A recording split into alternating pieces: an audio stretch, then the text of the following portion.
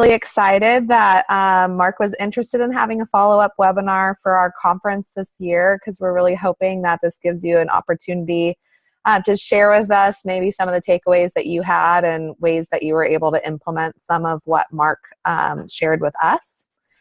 And so we hope that this is valuable for you, and I'm excited to hear some new stuff from Mark as well. So thank you so much for being here. Great. Thanks, Kelly. As I think back on that day and that weekend, actually, since we did the Friday pre-conference as well, I still see smiling faces and engaged participants throughout the keynote, and was just so excited that I could share and that people found it valuable. And yeah, that's the purpose of our webinar this afternoon, and that is questions, answers, share best practices. I do have many of the slides that we used at the keynote ready for us to take a look at as maybe as a quick review. So how about if we start there? We will, I'll go ahead and just do a quick run through of the basic highlights, right? And the main ideas of that particular keynote, Navigating the New Reality. And we'll use the chat box this afternoon to record questions and answers if you have those, solutions, challenges, and let's just keep this as interactive as we possibly can. As a reminder, this webinar is being recorded, so if you would mute yourself while you're listening, and then please feel free when you have a suggestion or comment or question to go ahead and unmute yourself, and then we can hear you as well, and we can get that on the recording as well. All right, again, welcome active learning leaders. Let's, let me see, share my screen. That's probably a good idea. Let's make sure we can do that. New share that screen. All right, here we go. All right. Okay, well, here we go. Navigating the New Reality, Brain-Centered Approach to Teaching and Learning. And as we talked in this keynote and shared with you, is that really what's moving this whole it's bigger than an initiative. It feels like a revolution, but it's not a new revolution, right? This whole stuff, this whole brain-based learning, which is really an oxymoron if you think about it, is that all learning is based on the brain, and since the brain is the organ of learning. But we've known good, effective practices, and the research has been certain and now backed by neuroscience and cognitive psychology and all the research that's been done in the last couple of decades. It simply just verifies so much of what it is that you and I have always known to be best practice. And perhaps if anything happened out of that keynote and is reinstated, repointed during this webinar would be that we can simply just give ourselves permission. It's really granting ourselves permission to do what we know is best for student learning. And there are so many things that get in the way of us granting ourselves permission and then acting on that permission.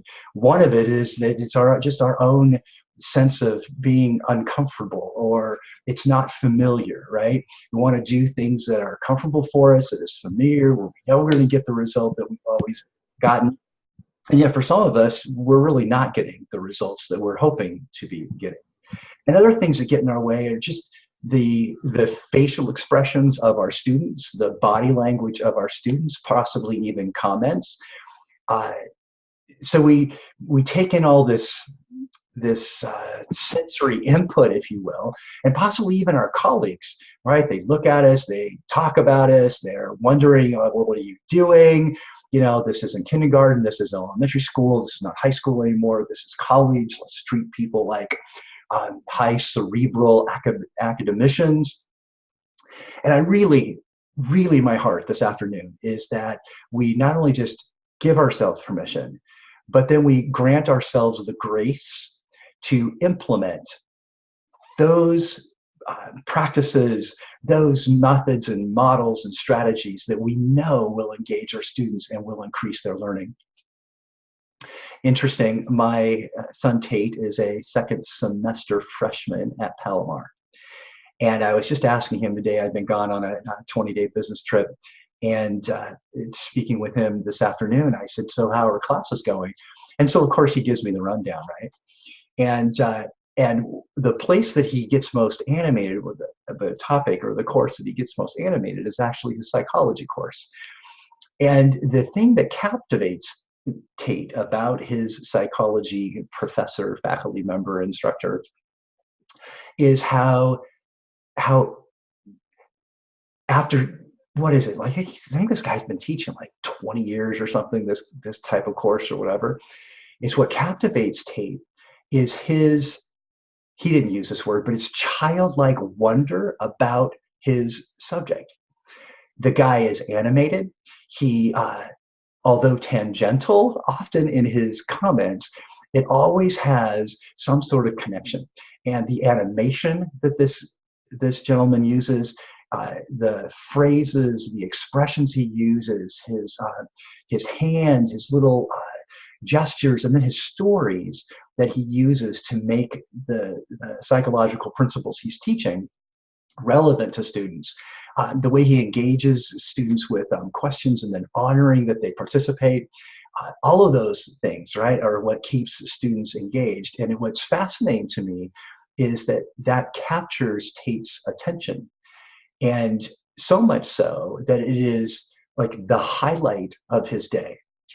And that gets me thinking about, well, what's going on in his other courses, right? What are his other professors doing or not doing that Tate he gives just some cursory remark to, right? Yeah, it's going fine. I'm doing well. I'm understanding.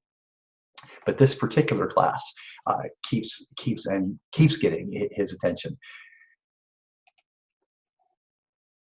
We were, as the slide shows, neuroscience, technology, cognitive psychology, educational research has converged over the last number of years, a couple decades, in fact, and continues to provide us evidence, biological, neurological evidence, that certain practices that we do as educators strengthens neural connections, strengthens new memory formation, which then leads to deeper and more meaningful comprehension.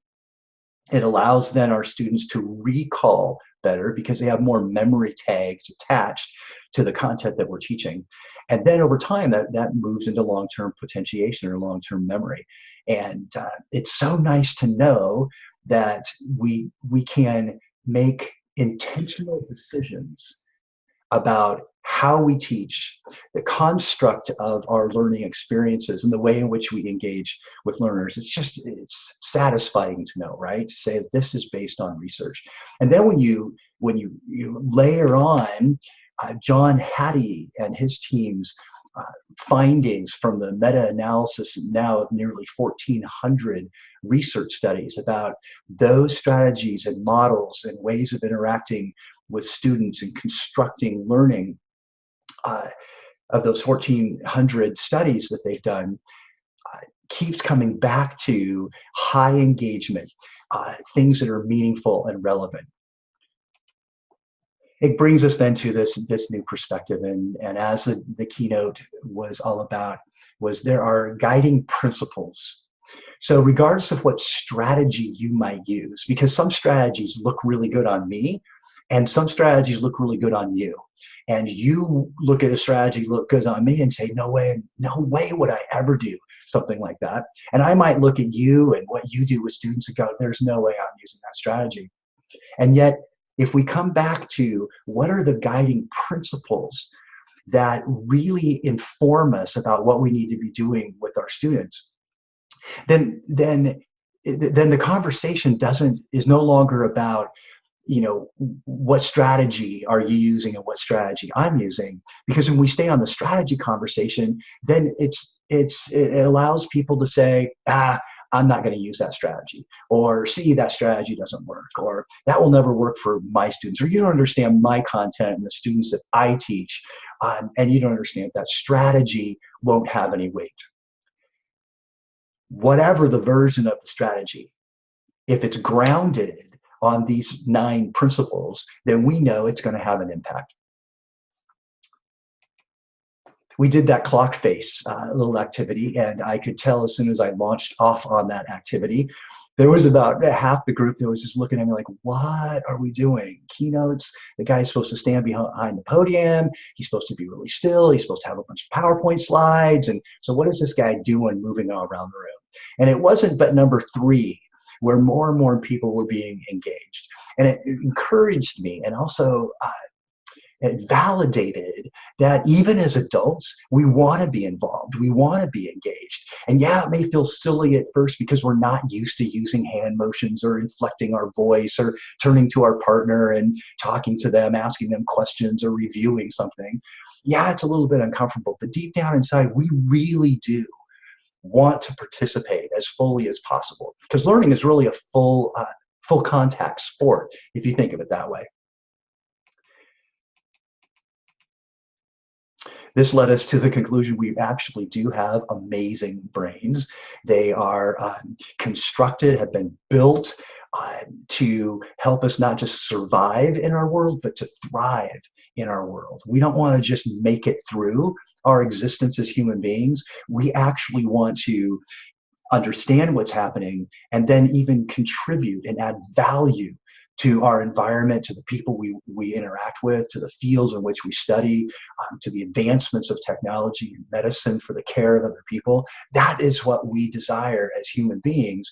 And we have amazing brains that can help us to do that. We did a quick little historical view, right, of dating all the way back to the pharaohs, and where they just discarded the brain. And then we saw how, based on our view of computers and our view of human behavior, how that shaped our teaching strategies, our teaching methodology, even shaped our teaching philosophy about how we go about interacting with students.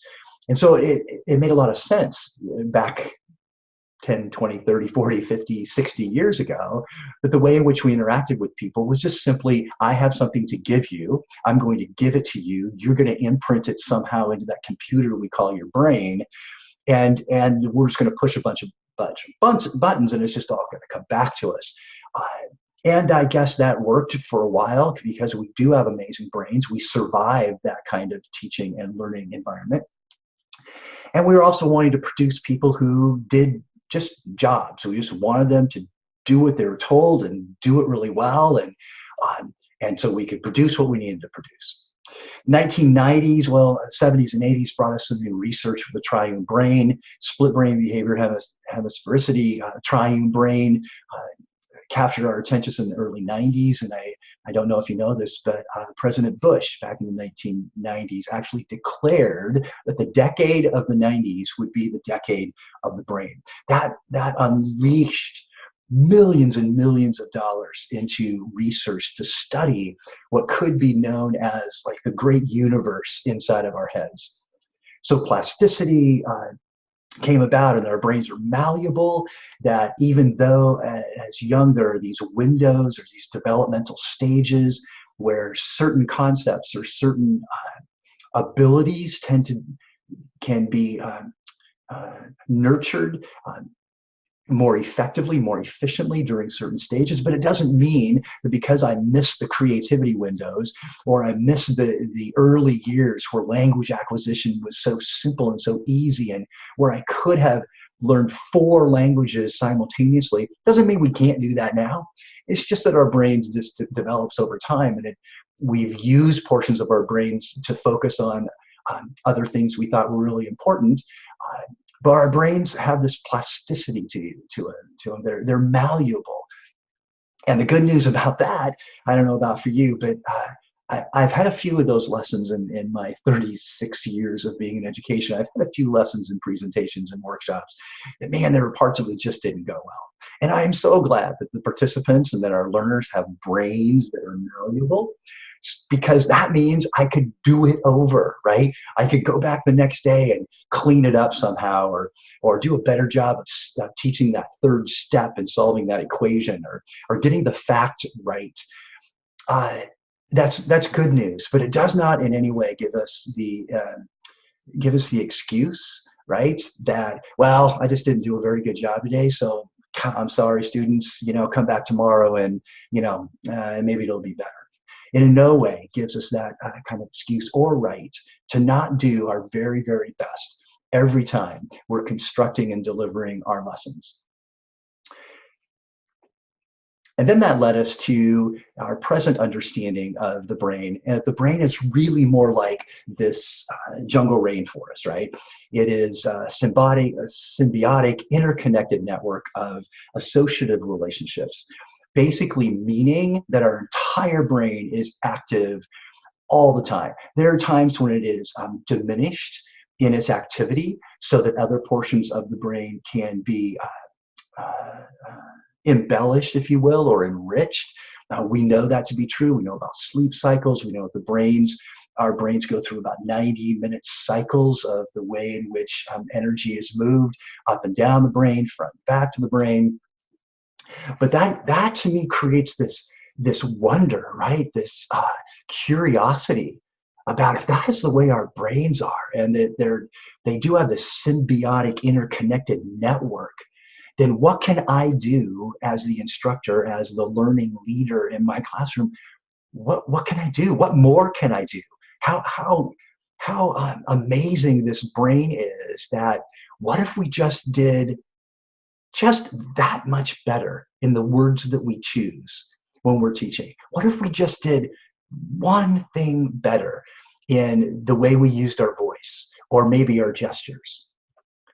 Maybe if there was just one more thing that we could do to create greater meaning for our students. My guess is the brain can handle it, right? The brain is more amazing than we can even imagine. But we threw this number out there, 10 to the 800th power. I have no idea how really big that number is. It is bigger than the room I'm sitting in. It's bigger in my house. From what I understand, it's bigger than all the houses put together on my hill, right? It is, some people say, greater than the number of all the stars in the known universe.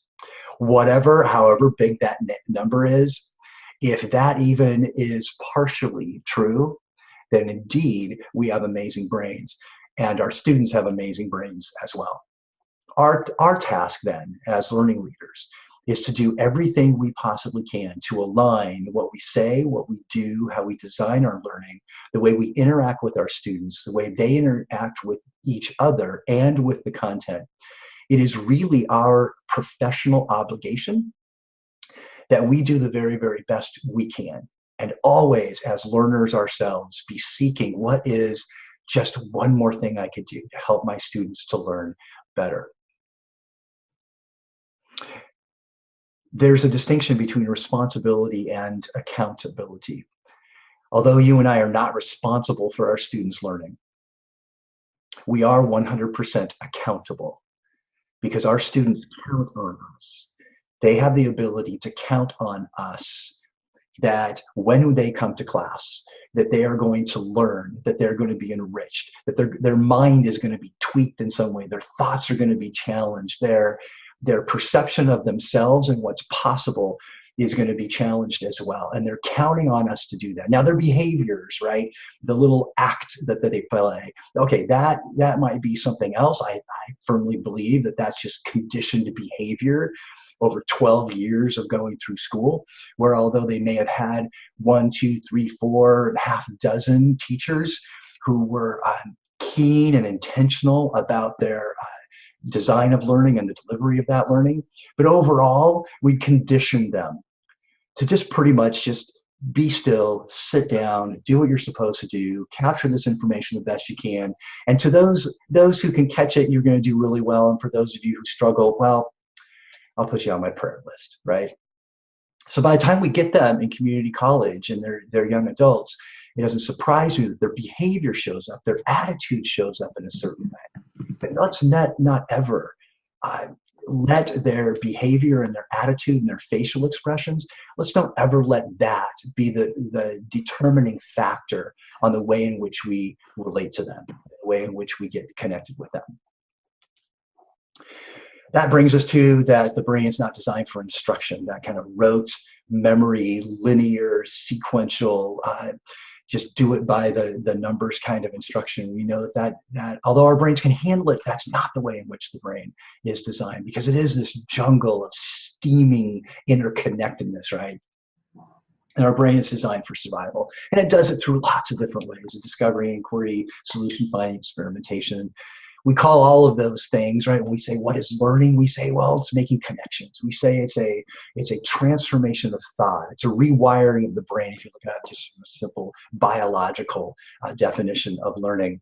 But we know that learning happens best when there's experimentation. I have a hypothesis. I have a question. I'm trying to seek an answer to something. And with young adults especially, we know that adults get fired up about their learning when it helps us to solve a problem. So regardless of the subject area that you teach, when we think of it and when we deliver it to students in a way that says, this is something that's going to help you think differently about the problems that you face in your life. This content is going to help you even to perceive yourself differently of what you're capable of. So we know that inquiry and discovery and solution finding are all those rich ingredients, right, that can be tilled into the soil of the learning experience that we have. So that leads us to, so all of this, what's the impact on what we do every single day? Knowing that our curriculum can only be mastered when we do the very best we can to align our instruction and to our students' response to that instruction, lining up to how the brain learns best. All right, before we get into these principles, let's stop here for a moment. And I would love to hear from you, as well as your colleagues, just to say what, either based on what you were just reminded of, or what have you been up to since that time we were together at the ALL conference. So let's, you can either type it in the chat box or definitely unmute yourself and share and or ask some questions. So let's pause here for a moment.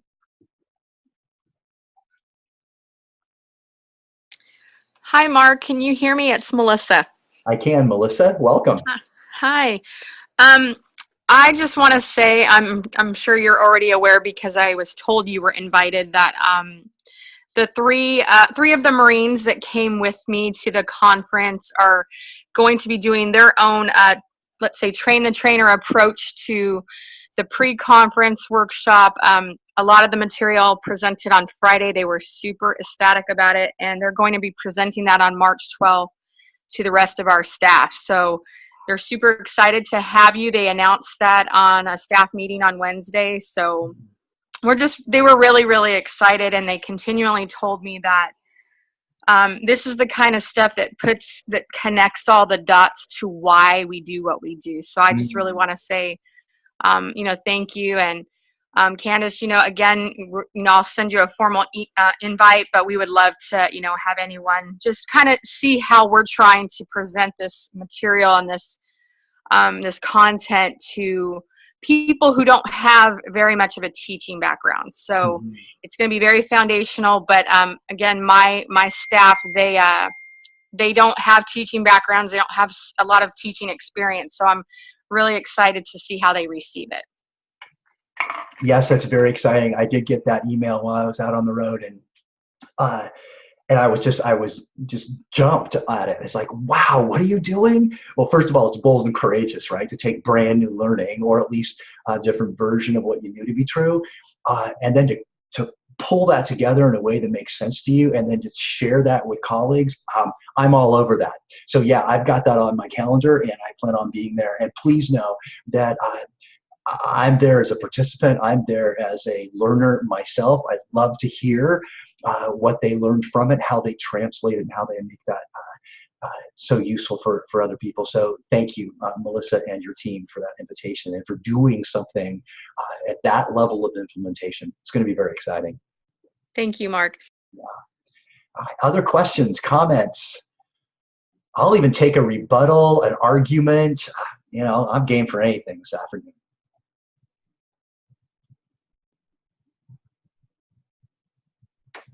Hi, Mark. This is Candace. Can you hear me? Yes, I can. Hi, Candace. Welcome.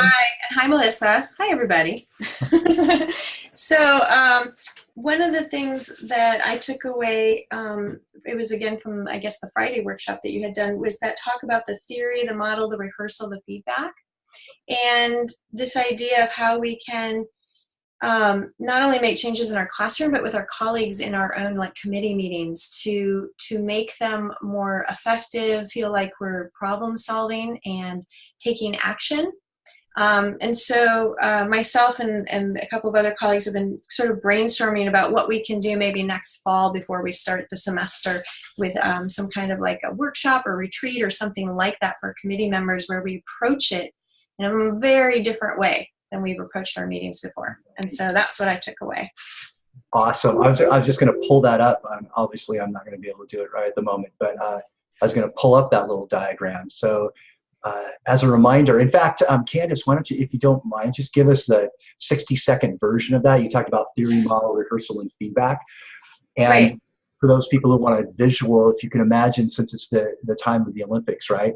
So if you can imagine the Olympic rings, and if you took away 2 of them, you'd have 4. I think that's right. And anyway, so there are 4 interlocking circles. So one on top of the other, like a Venn diagram, vertically, and then a Venn diagram horizontally, and they're all connected together with coaching right in the middle. And and around that is theory, model, rehearsal, and feedback. So Candace, give us the Candace version. Okay, so the T at the top was sort of the theory and talking about the why, just like we do in our classrooms, letting students know, why are we learning this? Why are we doing this? So a little background or history on maybe an issue that the college is facing or that the committee is taking a look at. And then the model is to see a model of what I'm asking them to do. So if I say, you know, let's break into teams, we'll have 5 minutes each, and we're going to brainstorm, sort of showing them a model of how we're going to work together to try to brainstorm or come up with some creative ideas, and then actually have time and allowing enough time to do the rehearsal, where we actually do it, and then come back at the end where we can give each other feedback. So you had timely, I wrote down timely, specific, immediate, important, what's important to me at that moment. I think, especially when you do it the first time, to show the maybe hesitant or skeptical participants that look at how effective this can be, and that this can be a new model or method for something we could do at every meeting or once a month or something like that. That's how I have it. Nice. Thanks, Candace. So we can translate that to the classroom. So I'm an instructor, faculty member, professor, and I've got a way of writing a paper, or I've got a way of solving the problem, or whatever it is. So if you think about a skill or a process we want our students to do, a way of approaching it is to think of it that, why would we want to use this process over another process? So it isn't just to say that this is the best way or whatever, right? It is to say, this way is going to get you this result. If you construct your paragraph this way, you're going to have clarity of thought and you're going to be able to persuade at a higher level. Or if you approach this problem first in this and then follow it with this, then it will reveal something. So it is the why as we go, but it's also the why is also tied to what is the result that we want. Mm-hmm. How is this way of which you're telling me to do something, Mr. Teacher, Instructor, Faculty Member, Professor, or Miss, why is this better, right? And how is it going to help me be successful in your class? And then obviously the model we've known all throughout teaching, right? That the giving an effective model. We also know that non-examples or non-models are equally powerful. The rehearsal, yes. And that is the thing I think oftentimes in our courses, in our classes, because we have so much content to teach and we feel as though there's such limited time to teach it, that the practice that we engage students in is often minimal or less than optimal. And we are expecting our students then to go back on their own and to do this rehearsal on their own. That's awesome if they can do it. That's awesome if they have a support system like a tutor that they're going to see, or maybe some online videos that they can look at, ways to refresh their memory. But what we know is actually what I love about that theory model rehearsal feedback model is that it gets to the heart of transformation. That if what we really want is our students to master that process or that way of thinking, that they need to rehearse it in the safety, right, in the clubhouse, if you will, of cognition that we call our classroom. And so we have them rehearse that, whether that's with us one-on-one, whether first that's in small group, which is a very smart idea. Let them practice first in small groups. As we go around and see what they're doing and giving their feedback, it's called guided practice. If we use elements of effective instruction kind of model, we do that so that we give them feedback, because the brain is a modeling organ, meaning it wants to model what is successful in the environment for it to survive or to thrive. So one thing to teach it, one thing to show a model of it, one thing to show a non-example, because oftentimes we go, oh, it's not that. Now that makes what it is supposed to be that much clearer. But it really is that rehearsal and time. And we think it's going to take a bunch of time, but 5 minutes, 6 minutes for people to practice something. And because our brain is craving feedback, it's like, how can I be successful? And I believe we shared that the number one motivating factor of young adults is competence. If I can walk out of class every single day just being +1, right? I built my competence just +1. Then we know that when we build someone's competence, their knowledge and their skills, it builds their confidence as well, which then increases motivation and engagement. So it's the feedback that we're really getting after. The reason why we give the why, right? The theory behind it, use this approach and it's going to get you this result, which is something you're wanting. And we do the model and non-model. The reason why we do all that other stuff, the theory model rehearsal, is so that we can give the brain feedback. And when we get feedback, then I know what questions to ask. Oftentimes we ask students in our classes, what questions are there? Right. And it's just left, right? Everybody is just left with this, and then we assume, great, no questions, they understand. No, most likely they just don't know what question to ask. It could be that they don't understand, or they think they understand because what they're creating in their brain and what they're creating on their paper is their best interpretation. It's their best representation of what it is that we just taught. And so in their mind, they're like, well, I'm following you, I'm tracking you. I can't tell you how many times Tate has told me that he comes home from his math class. I think it's a trig class. He comes home from his math class and he's like, Dad, look, I took all these notes, and I was tracking with the guy. And then he'll be doing his homework, right? And he'll come out and he'll say, I thought I understood this. I thought I knew what was happening in class. Well, yeah, when the teacher's doing all the explanation makes sense to us, right? We're following, we're tracking, we're like, oh, okay, that makes sense. And we're taking down all these notes. And then, but the time for rehearsal, so we can have feedback, critical, absolutely critical in the learning process. So thanks for reminding us of that, Candace. Sure. Yeah. What other questions are there? Right, I just asked this question. Are there any questions? What questions are there? Well, let's continue then. And as questions arise, please feel free to use the chat box and throw your questions in their comments. And please know, although I feel like I'm doing all the talking, that this can be a dialogue, a conversation. I would love to know, as would your colleagues, perhaps, that there's just some challenge that you have and you've been trying to work on certain solutions for and just still not getting the results. How awesome would it be in our time together that someone would offer that to us, and then we could dive on it and put our collective brains on how we can really solve that. So if you have one of those, please feel free to just jump in, unmute yourself, and type it in the chat box. All right, well, let's go over these 9 principles very quickly. If I haven't sent, or if Kelly hasn't sent the PowerPoint to you, please just let us know and we will get it out to everybody as well. Or if you thought you got it and now can't find it, we'd love to resend it to you. All right, so this first one is about their brains are complex and they're adaptable and they're a social system. So here are a few strategies.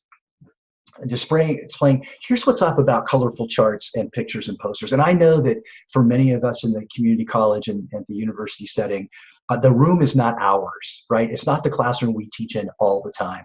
Or maybe it is for that 12 weeks or whatever, and then it's not ours anymore. And so to go in and display colorful charts and pictures and posters, it's not practical. Just we may not have time, right? We get in there and we just barely have enough time to hook up the PowerPoint slides or whatever, or get our materials together, or possibly rearrange a few chairs if we're doing that to our environment.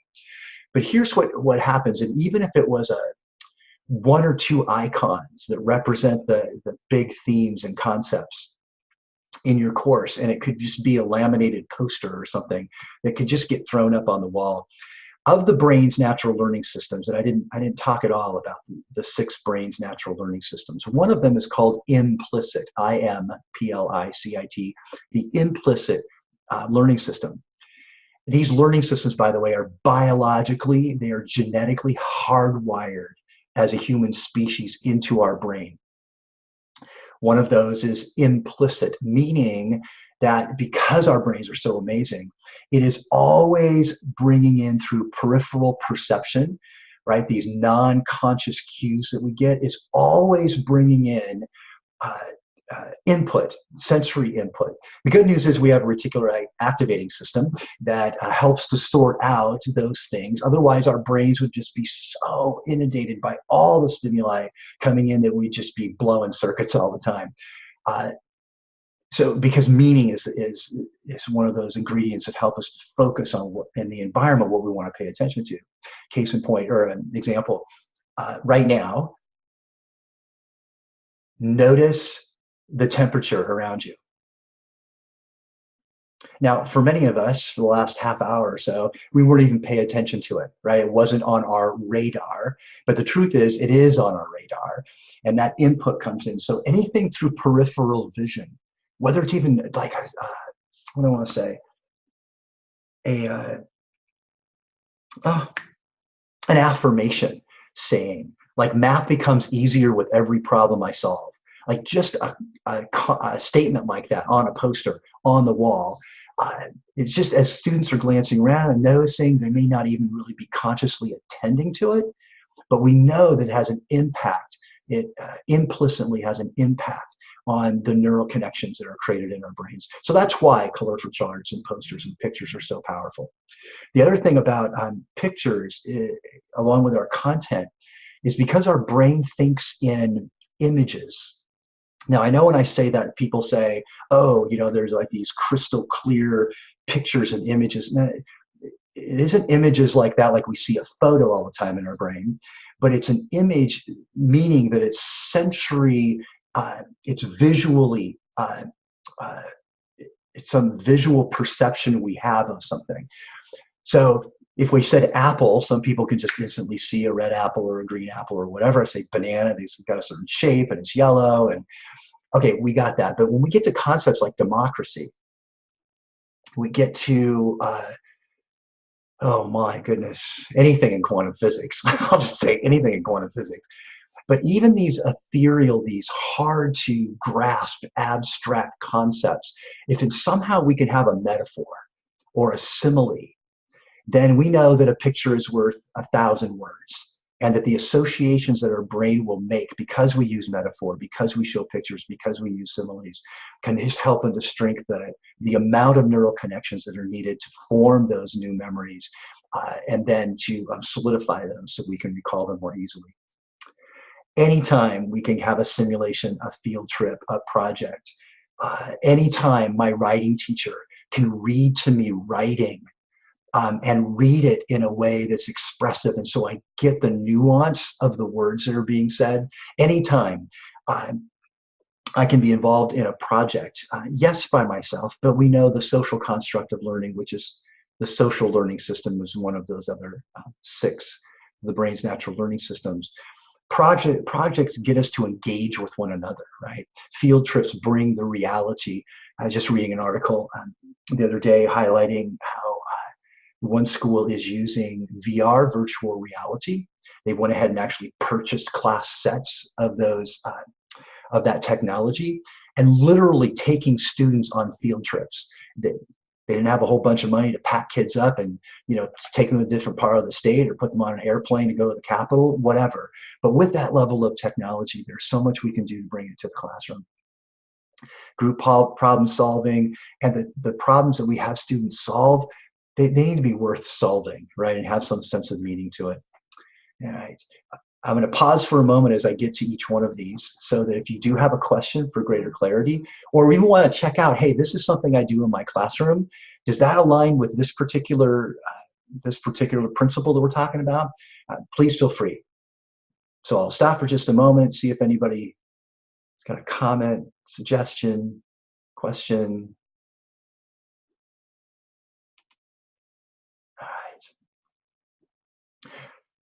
I'll underscore this point that I know was made during Keynote, and that is our brains are a meaning-seeking, pattern-making, purpose-detecting organ of the mind. And if we were to just take those 3 phrases out of this one sentence, if each of us just this next week asked ourselves, in what ways are my students making meaning, right, or seeking meaning, the why behind this? How is it relevant to me? How is this connected to my relationships in my life, my viewpoint, the way in which I navigate my life to get a better result? Anytime, I'm thinking math and science in particular, but I'm also thinking in literature and writing, even in social sciences for that matter, is that our brains are always making a pattern. As we make the pattern, we create better meaning. So the more that we can present our students with something, whether it's a paragraph, whether it's an event in history, an equation that already has the answer, the more times that we can offer them something to look at and to analyze and to ask them, what patterns are you seeing? What's the construct in this thing? What's step 1, step 2, step 3? Make some sense. This is what we say to them. Make some sense out of this for yourself. Make connections, we often say. And really what we're asking them to do, what are the patterns that you're finding? What's the sequence? What are you noticing about this paragraph of writing versus this paragraph of writing? What do you notice about its construct? And when we do that, then we detect this purpose. The purpose behind following that pattern is that it gets us this result more often, more consistently. So even in this webinar, if that sentence is the one takeaway where then you just use it as a guide to pose questions to students, it helps them to seek meaning, to make patterns and detect purpose. Meaning is innate. We said it was the holy grail of learning. There is nothing more important. If we want our content to stick, then we have got to have it immersed in meaning. And as much meaning as you and I might put to our content, that's not as important as it is the meaning that our learners attach to their learning. And as we said earlier, it occurs through patterns. So this number one strategy, number one approach to learning and learning design is always start with what students know already. Ask them, how is this like something in your life? What do you know about this word, this concept? What does this mean to you? When you look at this equation, where have you seen this before? Are you familiar with it? If so, if not, have you seen a construct like this before? Because when we can tap prior knowledge and students' experiences, it's what we call build schema. And new content is attached faster and has longer stickability, for really an educational word. Stickability is when we can attach it to some existing meaning. Thematic environments, often that is more so, like in science labs, right? That's a thematic environment, right? If the history room is just not just has posters and things, but it feels and sounds and even smells like World War II. I'm not sure, I'm getting a little crazy with that thought right there.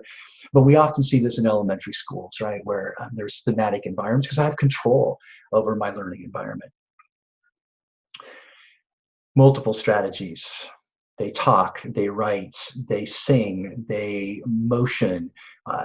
Yes, there are faculty, colleagues, and comrades of yours that actually have students dance the formula behind something. And I know that seems crazy, right?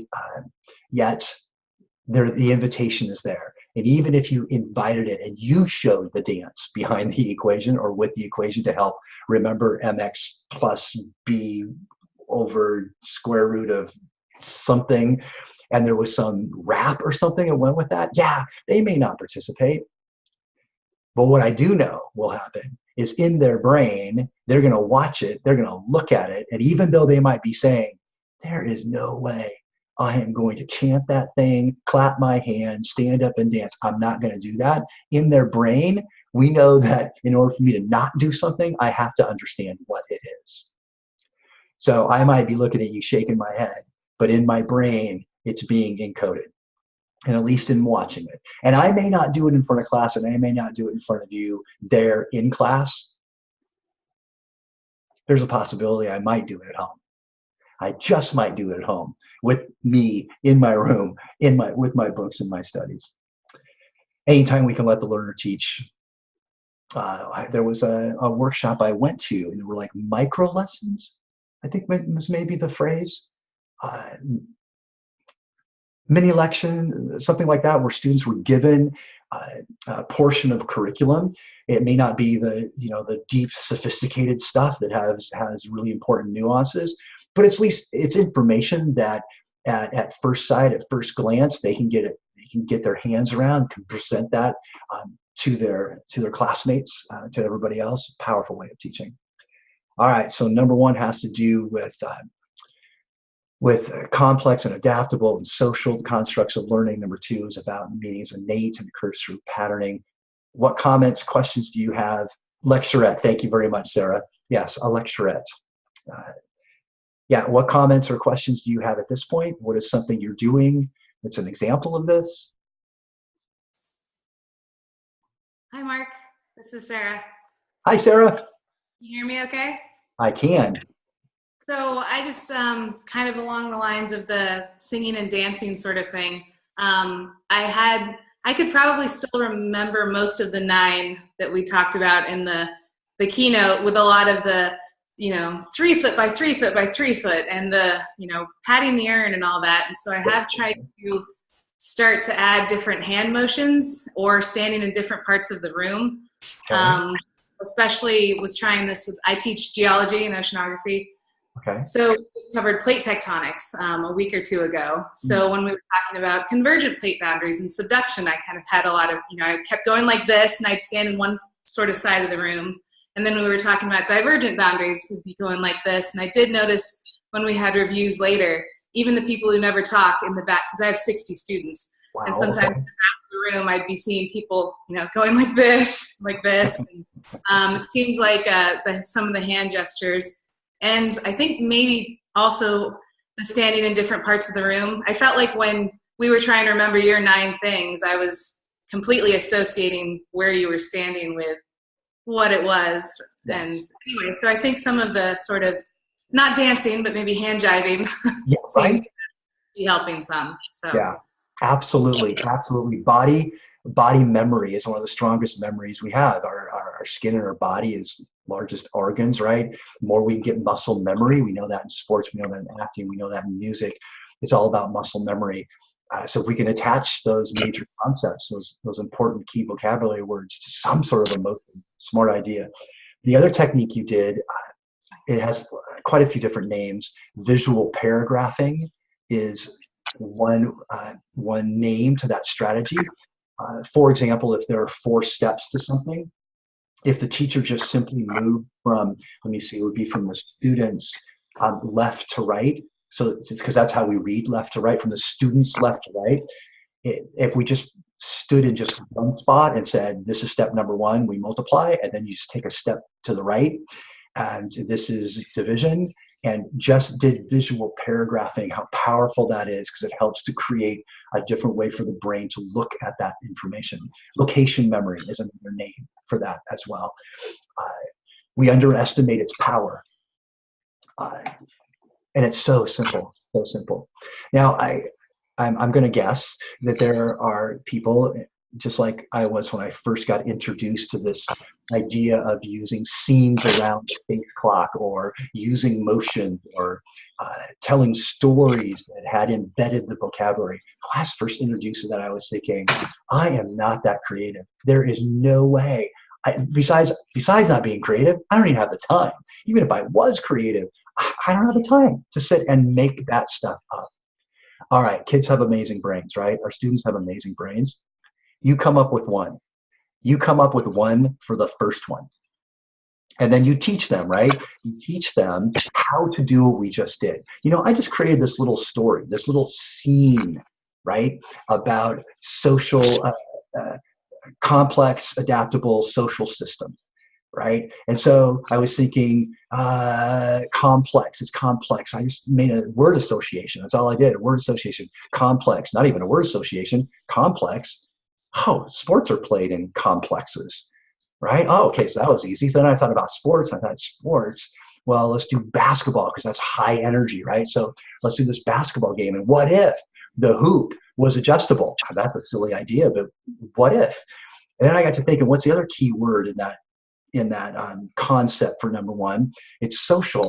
Well, I know they huddle, but just to make it crazier, they sit down at every 1 minute interval because it's number one, and they sit down and they talk about what they're doing. Okay, it is silly, it is out of the normal, it is preposterous in ways, yet it's novel. And what we may have learned, I think, in the leadership workshop was that with our brain, right, with the hippocampus, novelty is one of the quickest ways to stimulate the hippocampus to create more neural connections. So just that I walk into class one day, right, I just walk into class and say, you won't believe what I just found out.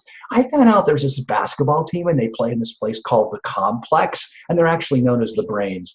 I know it's a silly name for a basketball team, but nonetheless. And I was just reading about them and how that they wanted everybody to be successful. So they just they made this adjustable basketball hoop. That as a player approached it, it just kind of went up if it was stretching the player a little bit, or down a little bit, which that would be a stretch for the player. And then at every 1 minute, the whistle blows and everybody just sits on the floor and talks about how fabulous things are, what they could do better, and then they're back into the game. Just that approach to the opening of class for that day, well, some kids might walk out and thought that we just completely lost it. But for most of them, they're just going to go, what is going on here? So yeah, motions, location, anything to help with memory formation. Thanks for bringing that up, Sarah. Let me see here. I'm checking the chat for a moment, and this looks like, okay, sorry, don't think I can access the microphone. I teach history, and we have so much content. I never, even in pure lecture, get through everything. I get that. Yeah, it's amazing what we are asked to teach people and the amount of time that we actually are given to do it. I have an idea to include more group work by having students create a storyboard of each historical area after that lecture and reteach it to the class. Okay, that's brilliant, right? They have to make their own meaning of it. The storyboard, a picture's worth 1,000 words, so they might use some words like in dialogue, perhaps. Brilliant idea, awesome. But, right, this will take a lot of time, which worries me. Also, to partially make up this time, I was thinking of doing online exams, but I worry about the course rigor too. Any ideas? I'm going to guess if there was a show of hands right now that everybody's hand's going to go up, feeling that same kind of pressure. So thanks for bringing this up. First of all, let's limit it. Let's say that you do that strategy, right? So let's limit it to the most important historical event, right? Like the game changer event. So although I'm thinking World War II, the sequence of events definitely mattered, right? The second thing would not have happened had that event occurred prior to it. I get that. And I'm wondering, and I don't know history as well as you do, that I'm just wondering, of that sequence of, let's say, 5 major events that happened, which one was the pivotal one? Which one made the biggest difference of all of them? Which one of all of them would you want students to understand and to make personal meaning out of? Like that one event, they could even extrapolate or carry out the point of that event or the learning from that event. Like, what does history teach us, right? And that they then could make a connection to their own life or what they're seeing on the political front these days, or what they're noticing about wars in other countries. Maybe it's just one event that you do that with. Moving exams to online, yeah, it might affect some of the rigor. It might affect some of the rigor. It depends on what kind of exam that you're doing. That's what comes off the top of my head so far. This is what Kelly says. Flip your class, she says. Kelly, if you take a moment to speak just a little bit more of that, that would be awesome. Have them take a quiz on the chapter reading before they come to class. Good, right? I call that like a cognitive warm-up, right? It's maybe it's a cognitive appetizer, right? That we just do something to warm the brain up, tease the brain a little bit before they get to class that day. Smart idea. Let me see. I can also have them instead make connections across history. Oh, okay. Okay, this is somebody who gets teaching of history, right? You get it. You get that history is about patterns. History is about, right, I think that's just the whole point is the patterns and making connections across history to see how we repeat the same mistakes, or how a certain way of thinking promotes a certain ideology and result. That's a brilliant idea. What else we got here? Sarah, it takes time, but you can film mini lectures they need to watch before class, take a short online quiz for points or just to make sure that they watch it. And you've bought yourself some lecture time outside of the classroom. Oh, okay, that works. You're making me want to take your history class. Love that. Awesome, Kelly. Hey, Kelly, just for a moment, and Sarah, if you want to piggyback on this as well. Kelly, can you come to us where we can hear you, and then tell us just a little bit about flipping that classroom. Just give us an update on that. We might be aware of it, but maybe you have a little nuance that would be useful. Sure. I essentially flipped my class a few years ago because I think, as we all know, we may assign our students to read a chapter, but they don't actually ever read it. So they come to class not ready to have the discussions or the group work, and then the discussions and the group work aren't very fruitful. So instead, I assign them the chapter to read, or I have some videos also that they watch, and then they have to take a quiz on the topic before they come to class. So now it's changed the discussions we have, because we can have actual discussions because my students know what we're going to be talking about. So that would be one way of making sure that they're learning that content, but also allowing you to have some more flexibility in your class time. Great. So Kelly, some people would say that really all we're doing is flipping the reading to doing a watching.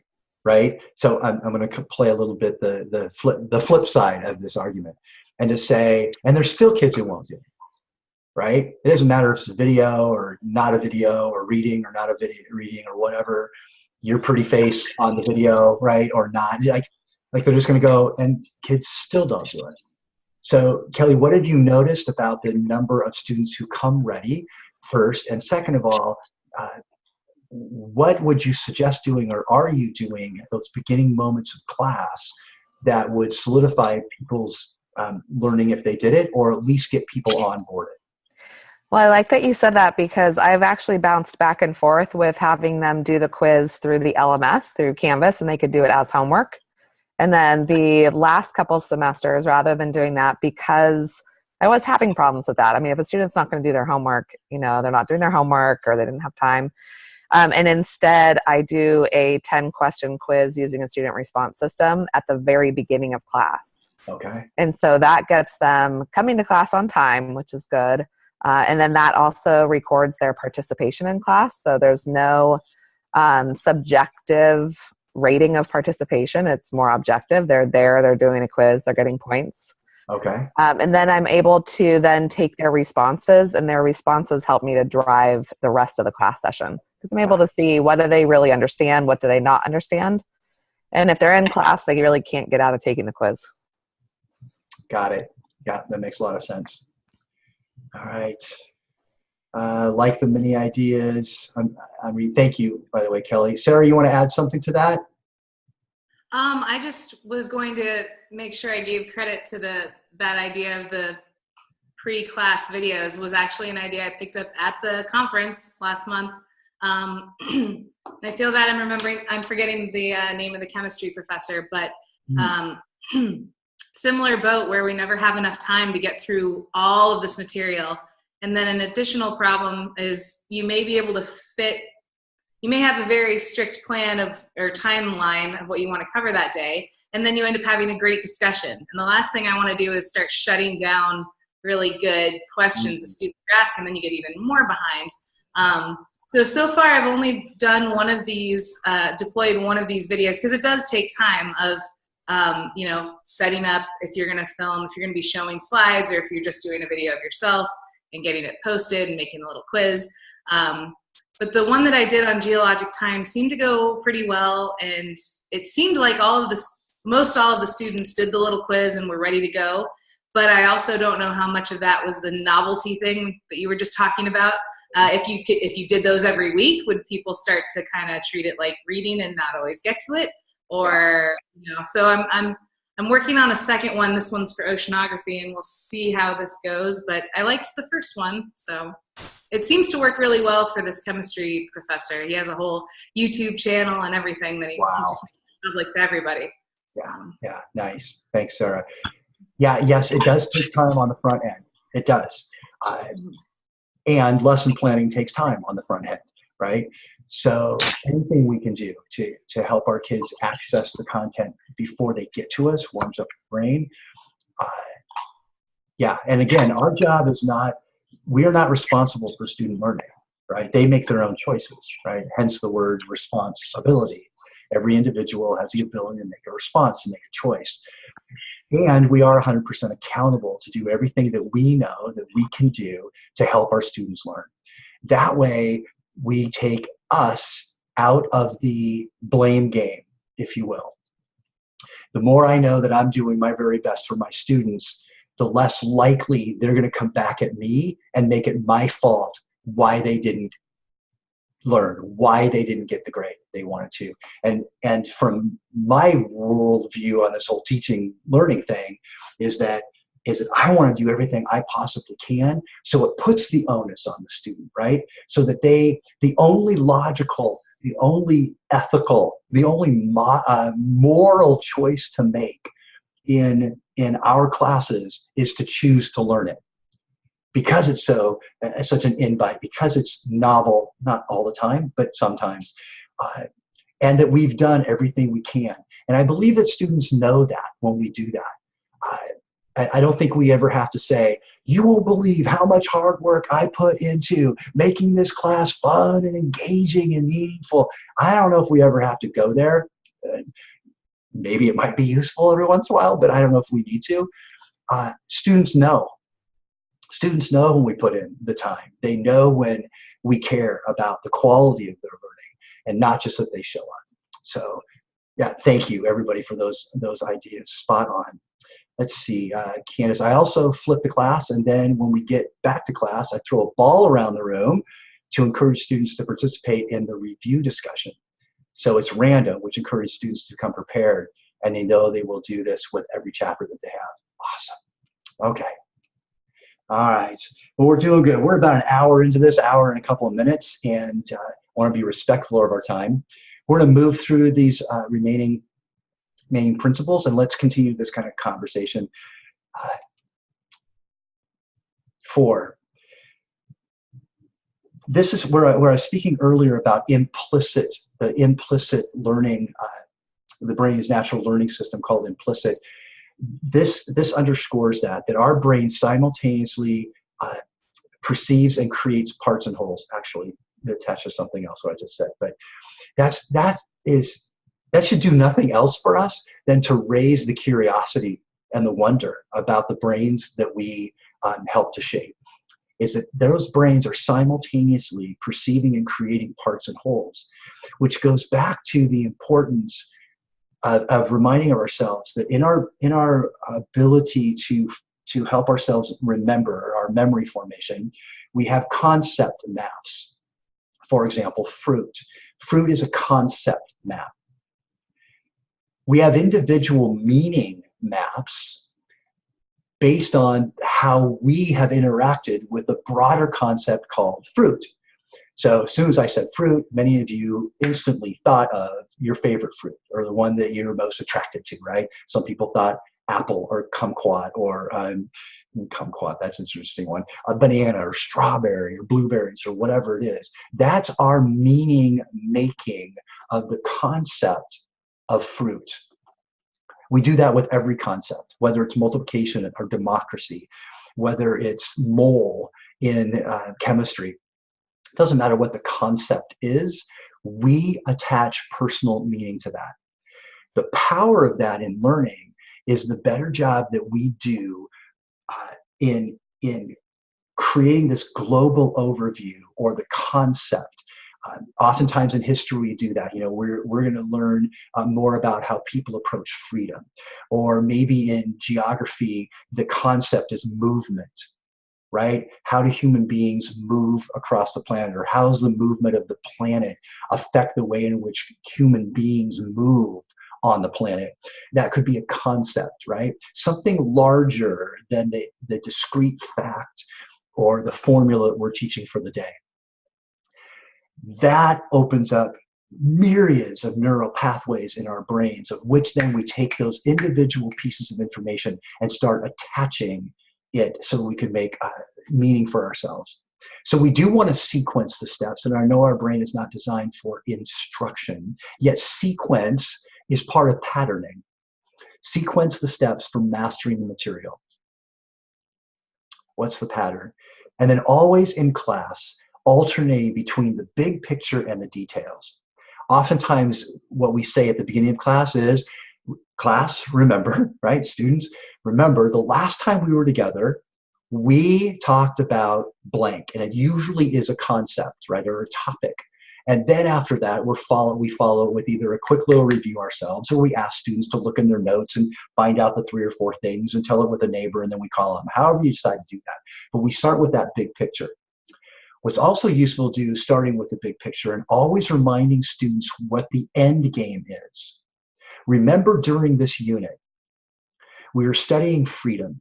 And last class, we discovered not just the definition of freedom, but how people interpret that definition of freedom. And they do that through the laws that they create.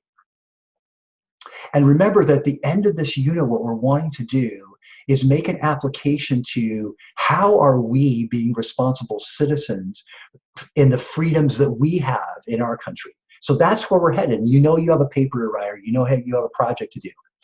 So far we've done this, and today then we're going to focus on this one part about freedom that's going to help us get to this end goal that we're after. Just that simple languaging pattern is so very, very helpful.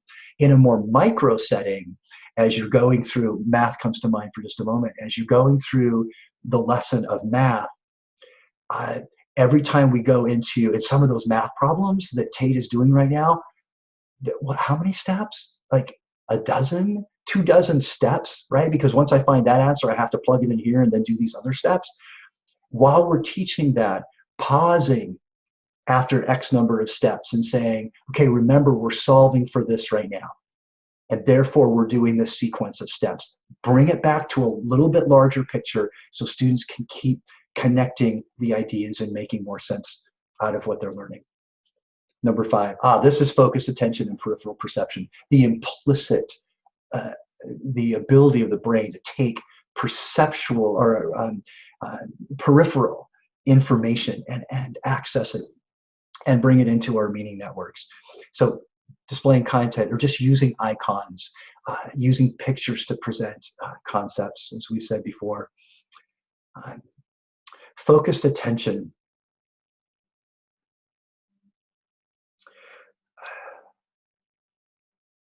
one of the brain facts that quantum learning, which is a body of knowledge and a methodology toward teaching and learning, quantum learning has these brain basics, and one of the brain basics is that is about focus, and it says that focus is necessary for learning, and that's absolutely the truth. So then the question, right? The question that we have to answer is, then how do we get their attention? Right? I'm going to name 5 things right now, 5 strategies or ways that we can get the brain's attention. Here they are. And when we use these 5, it enhances the hippocampus's ability to create new memory formation. So here they are: joy. Anything that we can do to bring joy. So joy is this sense of personal fulfillment.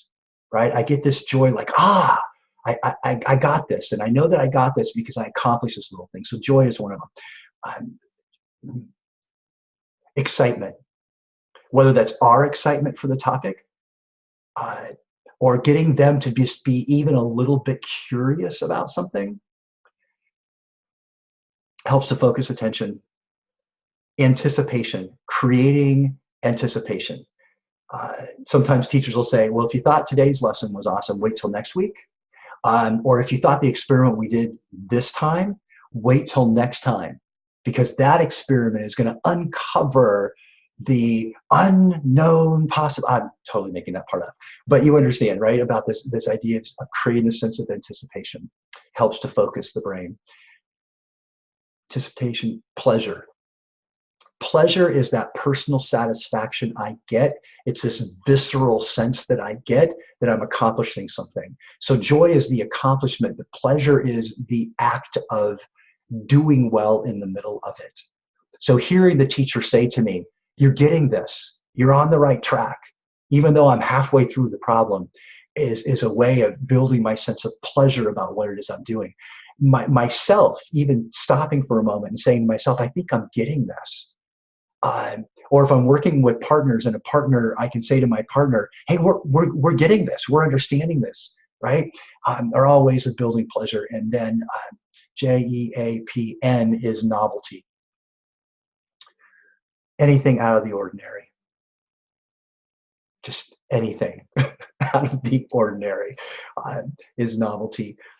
And of course, we know that meaning, which is the holy grail of learning, is it captures us, right? Any way we can make meaning out of what we're doing. All right, just a few more of these principles, right?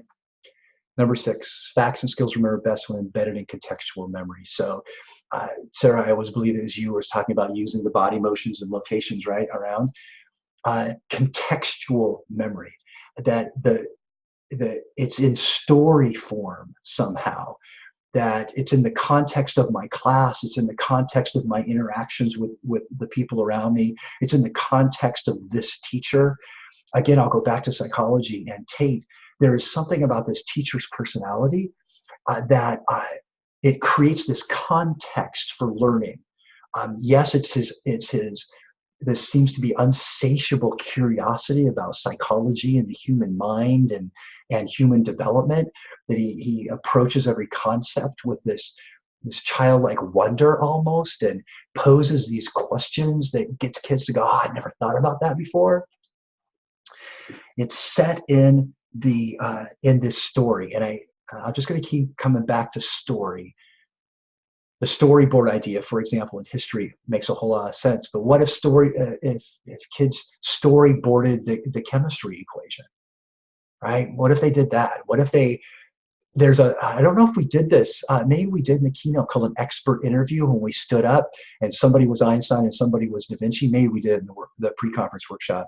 But just having me being interviewed for a moment about the 4 steps of what I just learned, and we stand up and my partner's got a fake microphone and he speaks to the camera to the camera and says, hi, we're here in chemistry class today and we just learned about moles. And no, it's not the ones on your face. It's actually something that has to do with chemistry. And so we're here today with Dr. Sarah. Dr. Sarah, tell us. And then the microphone comes to my face, and I'm looking at it like, and I got my notes in front of me, and I just start talking, right? I'm making up the story from my vantage point. What a powerful way to put things in contextual and create this sense of contextual memory. All right, I'm pausing here for a moment. Thoughts, comments, something you do.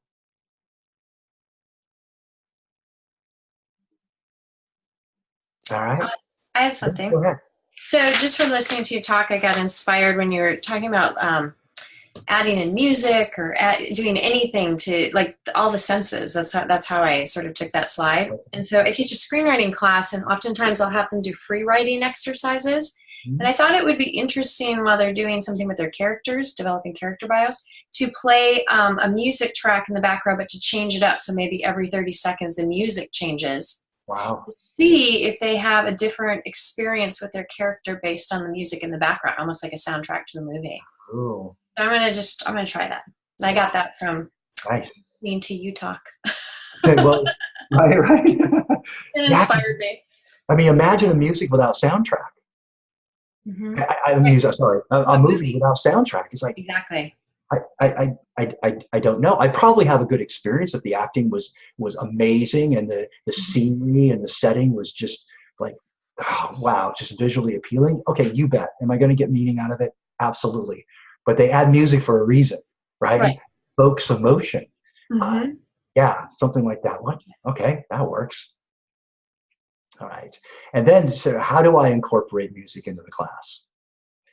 I have a soundtrack. I have Spotify, and I create a soundtrack, if you will, a selection, a playlist of music for certain subjects that I teach.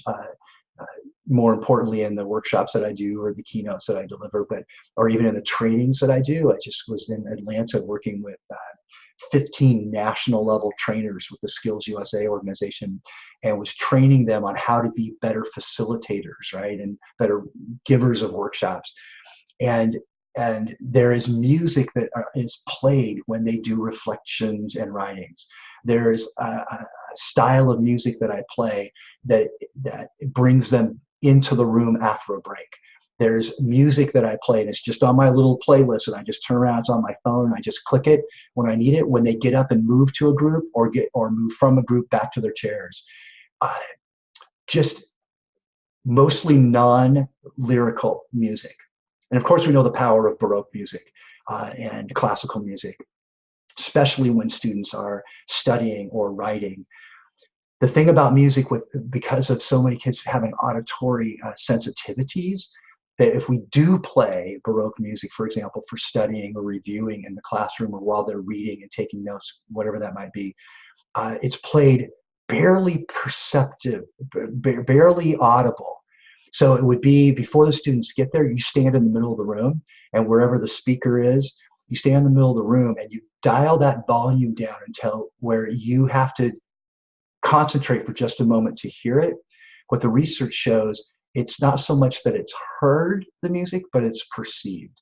And we know that music is sound waves. So that's what works with that.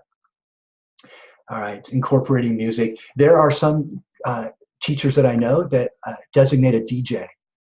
A student actually runs the soundtrack, right? So there's a piece of music as people come in and the students got the playlist and they hit that one. Or when it's time for the students to do reflective writing or to move into a group, the teacher has, preloaded to say, okay, hit song number 2. It's a way to get them involved as well. All right, 7, learning's developmental. I think the best thing to do with this one is anything that's open-ended as a project. Anytime we ask a more open-ended kind of question. Although number 7 really does have to do with developmental stages of learning. If you think about Piaget and his cognitive development, stages of cognitive development, and we know that the adult level, we're able to handle more perplexing questions, more open-ended questions. So let's make learning more about those open-ended questions and less about the right answer all the time. In some subjects, obviously, right answer, right answer, right answer, right? But somewhere in there, can we mix it up with asking a question that causes them to do more exploration or to try to figure it out on their own?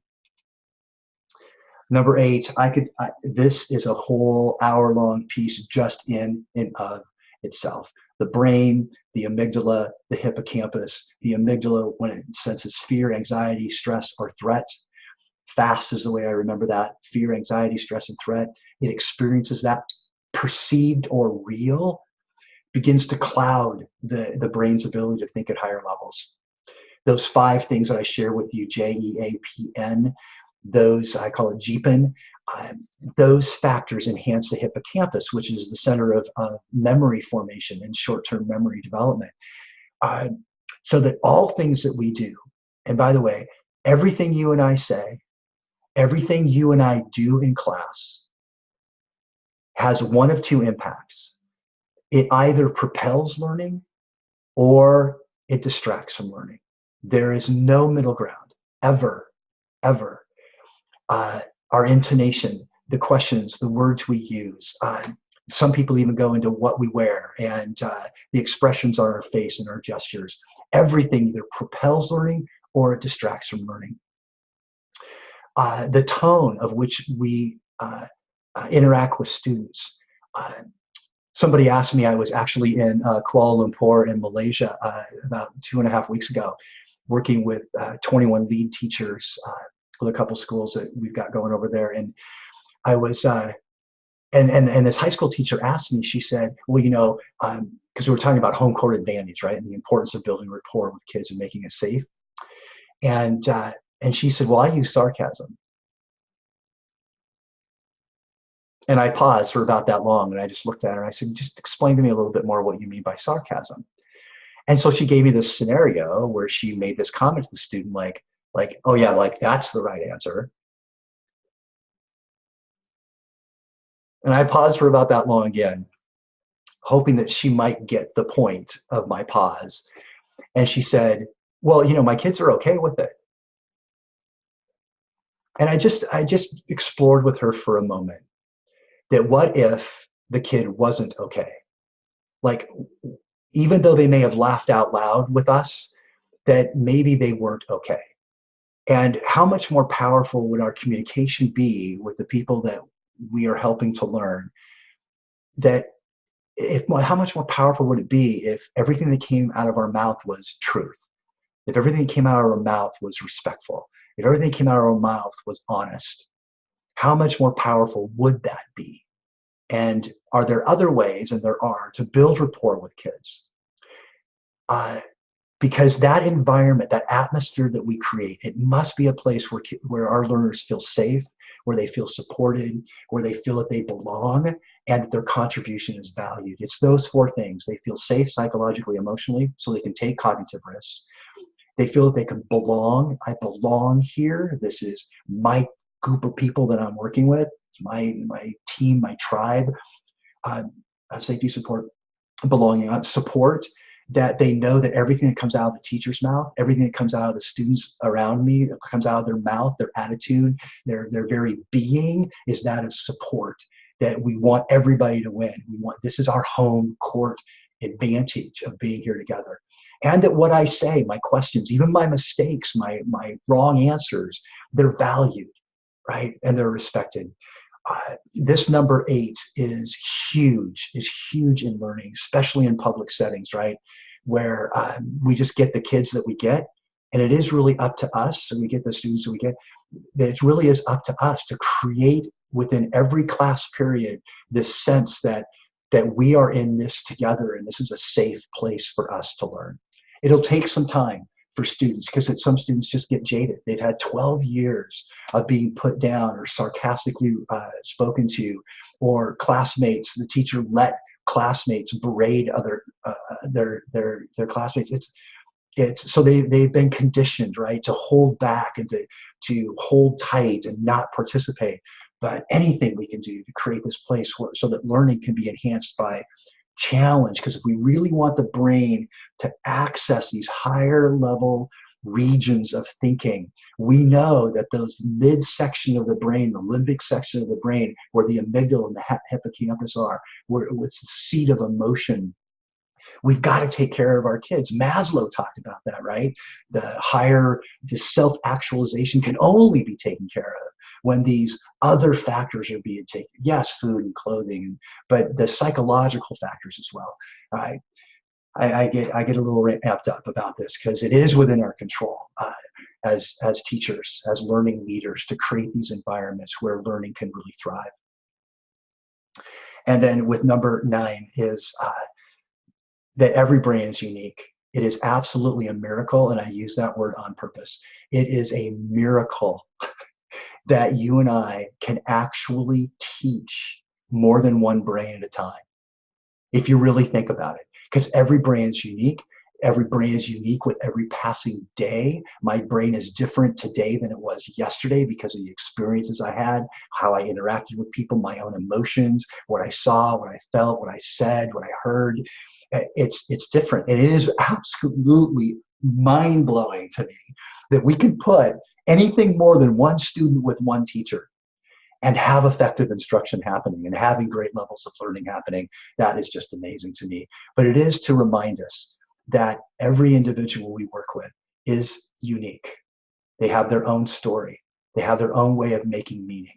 And if we can help them to identify that for themselves and help them to have voice around that, the more powerful their experience is going to be, the more fulfilled we're going to be as teachers, because we're going to see the results of our efforts, of our planning, of our time being actualized in these kids and in our students. All right. With that, we've got just another couple of moments. I've done a lot of talking, lots of strategies, colleagues have shared as well. I'm just so curious to know, is there something that you're challenged with in class that you could bring forward and we could just tackle this thing and see if we can come up with a solution for you?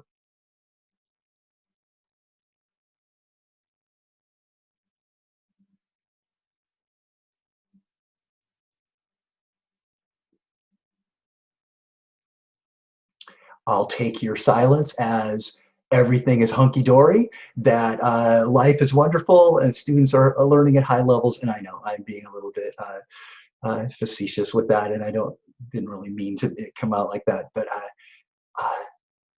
I want to offer, and Kelly knows this, I'm here as a support person to you all, and you have on the handout that you received from me, you have my contact information. I'll put my email address in the chat box here, and you can email me, you can ask me questions, you can set up a Zoom conference with me if you want to, or just talk on the phone. If you got something that you're working on, whether it's instructional design, and you just want to go, hey, is this in the right, am I on the right track? Or something comes up in class and you just keep bumping up against it. I've taught this lesson, I keep teaching this lesson, I'm not getting the result, they don't seem to be getting it. I'd love to just hear that and be a sounding board to you and offer whatever suggestions I can. So I'll go ahead and type my email address in here, mark@centrepointeleadership.com. Just make sure when you take CenterPointe, it's spelled Old English. So we put the R before the E and we put an E at the end of point. All right. Well, let me see, what do we got this challenge? Oh, here it is. Wow, awesome. Challenge: the student that knows it all and answers every question before others get a chance to ask. Sarah goes, great question. Kelly says, use a student response system so all of them answer and you view their responses. It helps, or gets everyone's voices heard, or have them discuss in partners first. Great strategies. Kelly, what's a particular response system that you use? Click Socrative.com. Yep. That's super. There is a strategy, and I can't remember, I don't know if I taught it. I know I didn't in the keynote. It's called illicit thinking is the name of the strategy. It's in a book, that strategy is in a book.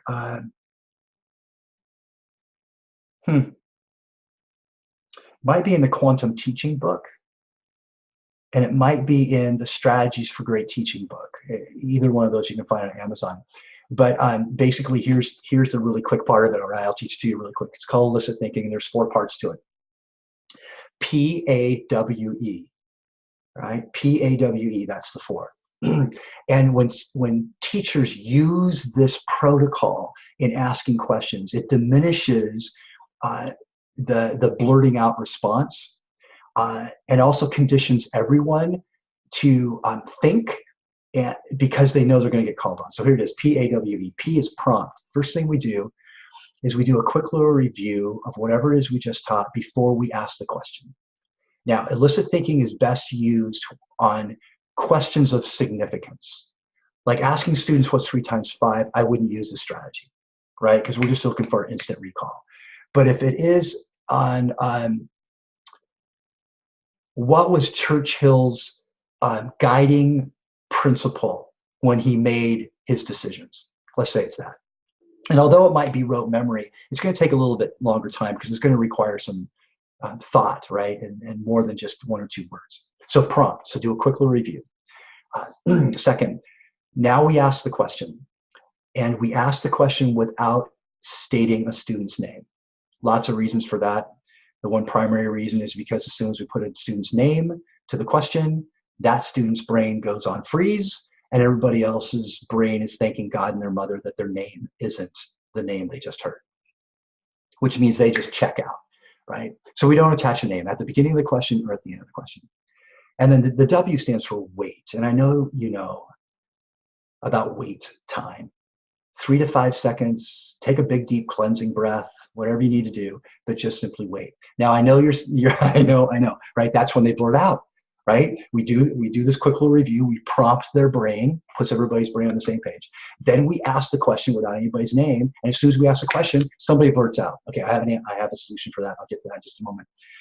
That's the W, just wait. Because if the question is worth asking, the question is worth answering.